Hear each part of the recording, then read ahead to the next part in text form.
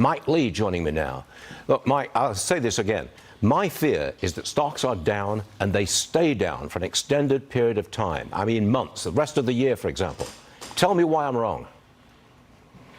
Yeah, look, Stuart, all we've seen is price to earnings multiple contraction, right? We have not seen a deterioration of the economy. We have not seen a massive deterioration to earnings. This is all based on uncertainty, which some of that is well-founded.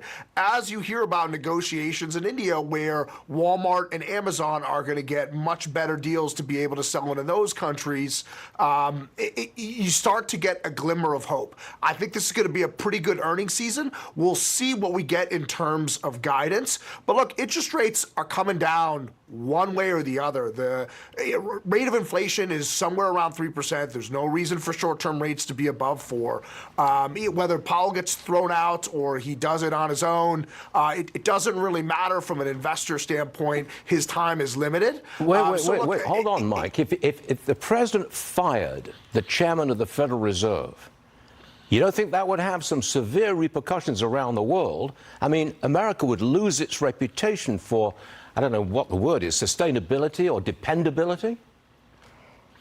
Well, Stuart, anybody who doesn't think the Fed is wildly political, I have an island with a dozen or so bridges around it to sell you. We had a magical change in policy after an election, right? And all of a sudden inflation was a scare, where you have a Fed that's cutting rates when inflation is higher, financial conditions are substantially looser, and the market was 20% higher than it is right now. And now we need to stand firm and fight inflation. I mean, it's a bit of a joke.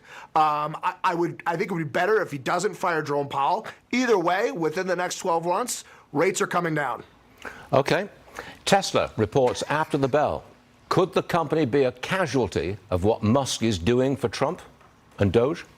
Yeah, Stuart, Elon has always had, these sorts of quote-unquote distractions. If you go back 7 or 8 years ago, it was him smoking weed with Joe Rogan. Then it was buying Twitter. But the fact of the matter is he's always had multiple things going on. I mean, and not only does he own and control Tesla, same thing with Twitter and Grok AI, which is going to approach OpenAI's valuation, Starlink and SpaceX, and he's probably got a dozen or so other ventures that he's running that we don't even know about. I mean, this is one of the smartest men that's walked the face of the earth. He will be the world's first trillionaire.